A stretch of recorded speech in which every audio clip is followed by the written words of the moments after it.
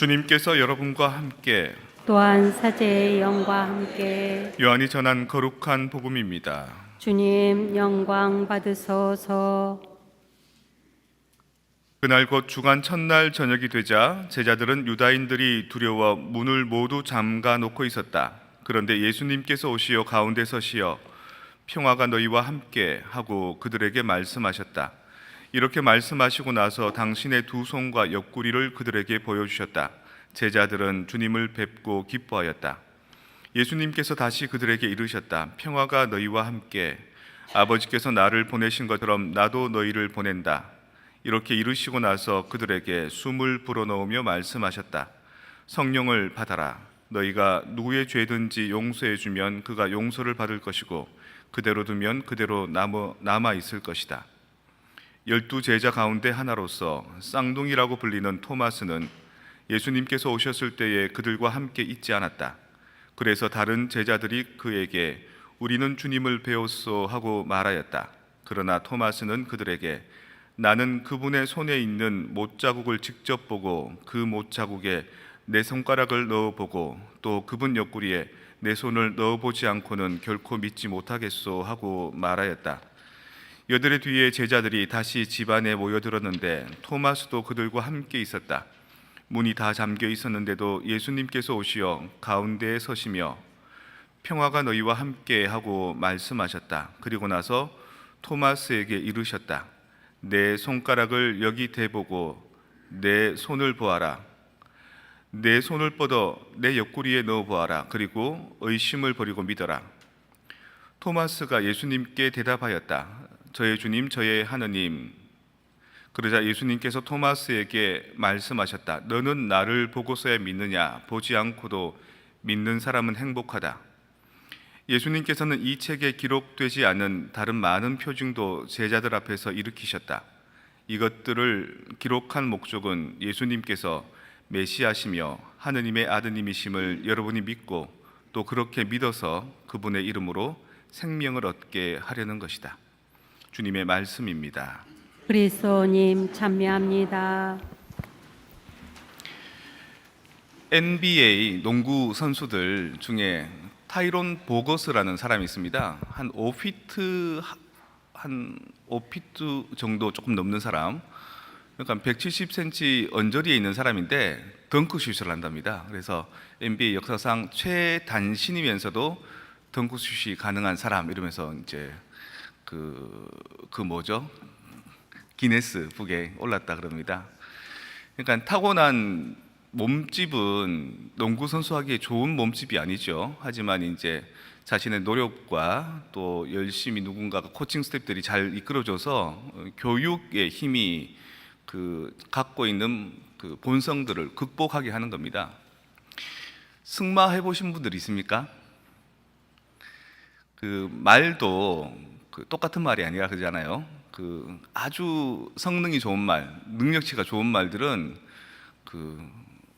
종마로 되게 비싸답니다. 한국 돈으로 한 200~300억씩 넘어간다 그러죠. 그래서 그 말을 통해서 이제 새끼가 낳아지면 그 말들도 대개는 이제 우승마가 되는 거죠. 근데 어떤 영화에 보면 별로 종자가 좋지 못한 말인데 주인이 너무 사랑스럽게 씻겨주고 닦아주고 교감을 잘하고 또 아주 성실하게 관리를 잘하고 훈련을 잘 시켜서 뛰어난 종마보다 훨씬 더 훌륭한 말이 되는 그런 얘기가 있습니다. 그러니까 생명은 타고날 때부터 아주 출중한 종자가 있고요. 그리고 거기 플러스 알파로 교육이라는 게 이제 들어가는 겁니다. 이게 말들도 서로 교감하고 트레이닝을 잘 시키면 그런 성과를 낼 수 있다면 이걸 제일 효과적으로 극대화시킬 수 있는 존재가 인간인 거죠. 인간은 어떤 존재인가? 타고날 때부터 인간은 아담과 하와를 보면 죄에 물들어 있는 존재죠. 원조로부터. 근데 그 하느님께로부터 점점점 멀어질 수밖에 없는 빛이신 하느님으로부터 숨어서 굴을 파고 어두침침한 곳에 머물 수밖에 없는 이 태생을 타고나는데 이게 교육의 힘으로 계속해서 밝은 곳으로 나오고 자신의 한계를 극복하고 부활이 되는 그 커리큘럼이 가톨릭 교회의 전례에 있는 겁니다. 가톨릭 교회는 1년을 두고 딱 두 개의 중심점을 둡니다. 하나는 성탄이고요, 하나는 부활입니다.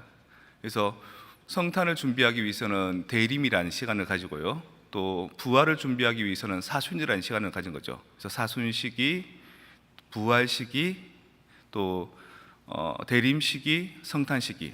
그럼 나머지의 시간들은 뭐냐? 오드리너리한 시간들, 연중 시기 이렇게 얘기합니다. 일상의 시간들인 거죠. 그게 가톨릭 교회의 전례력의 전부 다입니다. 그리고 그 전례력을 매년 돌리는 거죠, 계속해서. 그래서 우리도 국민학교 다닐 때 배웠던 내용의 주제들이 중학교 가면 똑같이 있습니다. 다만 심도가 좀 깊어질 뿐이죠. 중학교 때 배운 것들이 고등학교에 그대로 있고요. 그러니까 인간이 기본적으로 배워가야 될 지혜들을 그렇게 반복 학습을 통해서 익히게 하는 겁니다. 그리고 조금 더 리마인드를 시키기 위해서 테스트를 하죠. 시험 칠 때 바짝 긴장해서 이제 놓쳐왔던 것들을 다시 한번 리마인드 하게 되는 거죠. 자, 그런 커리큘럼처럼 가톨릭 교회의 전통이 그런 겁니다.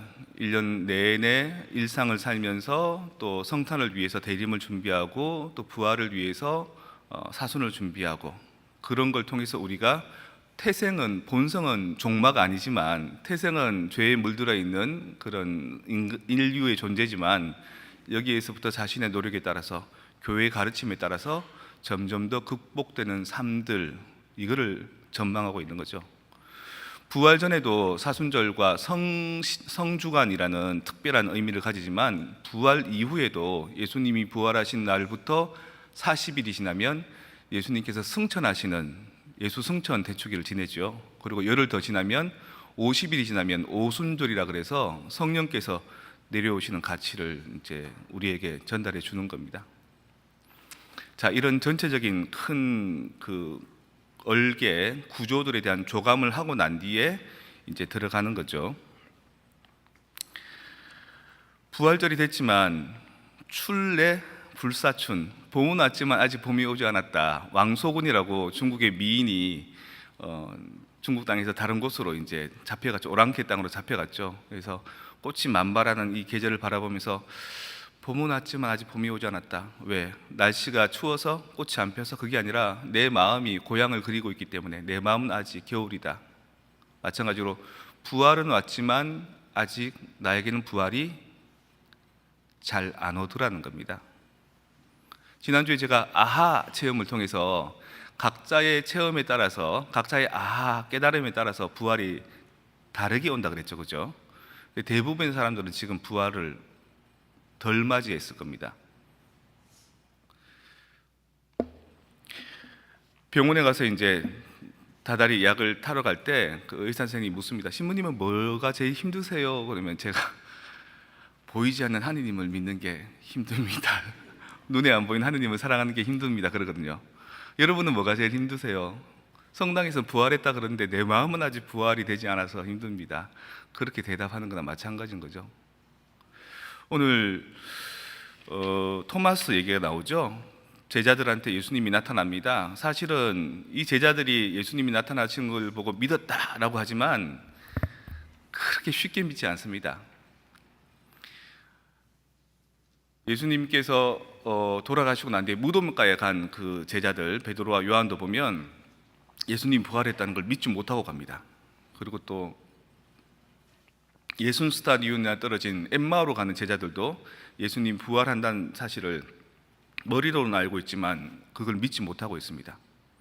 그리고 오늘도 토마스 또한 다른 제자들은 예수님을 다 봤다라고 하고 예수님의 상처와 오상을 다 봤다, 근데 죽었던 사람이 살아났다라고 하는데 토마스가 내 눈에 흙이 들어가기 전까지, 내가 그 예수님의 상처에 직접 손가락을 넣기 전까지는 못 믿겠다 그러는 겁니다.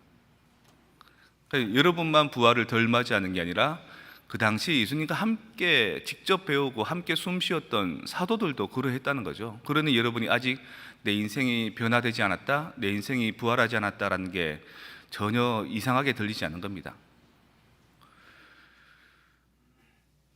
예수님께서 토마스에게 다시 나타나십니다. 그리고 자, 내 상처에 손가락을 넣어 보아라.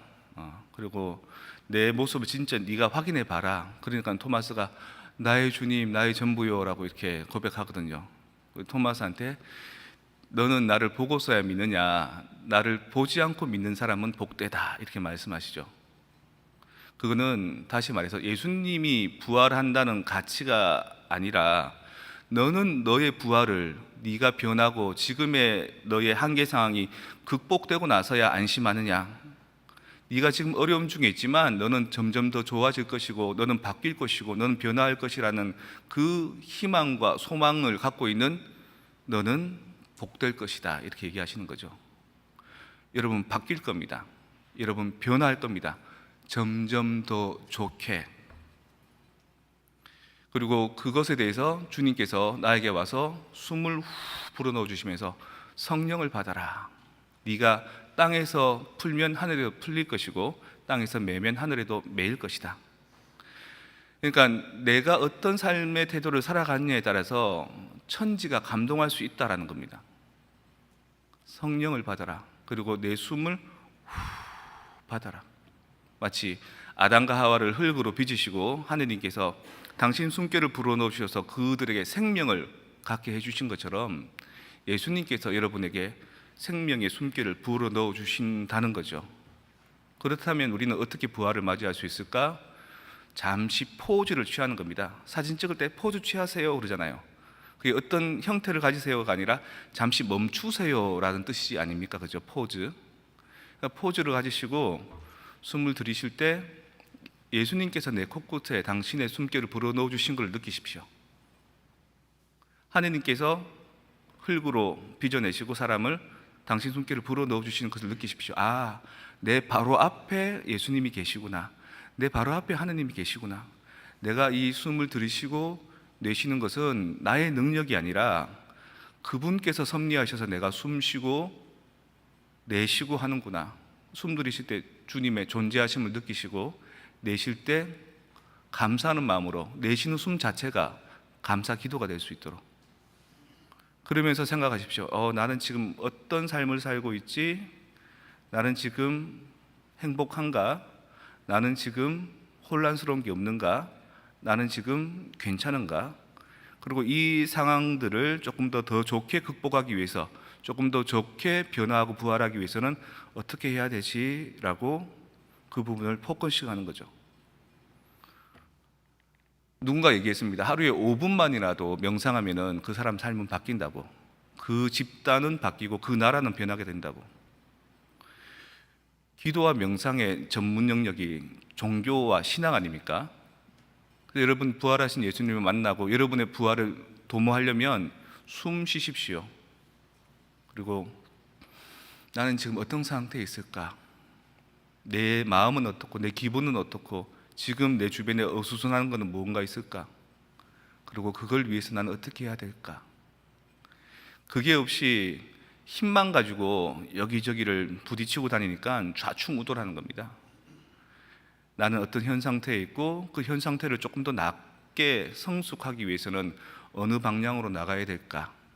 그리고 그것들을 꾸준히 올해도 내년도 그전도 앞으로도 반복해서 그 전래주님의 커리큘럼을 통해서 계속해서 조금씩 주님께로 다가가고 조금씩 내 가족들에게, 내 이웃들에게 마음을 열어서 함께 품을 수 있으면 그게 진정한 부활인 거죠.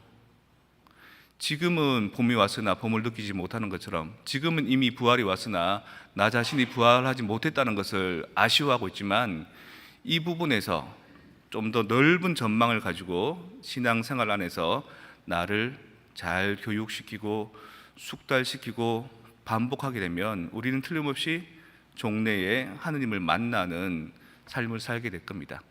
비록 나 자신의 출생은, 나 자신의 본성은 미천하지만 이 교회 공동체가 가르쳐주는 그 커리큘럼과 교육을 통해서 나는 점점 더 좋은 사람이 되어 나가는 거죠. 이게 바로 우리가 성당 다니는 이유이고 신앙생활하는 목적일 것 같습니다.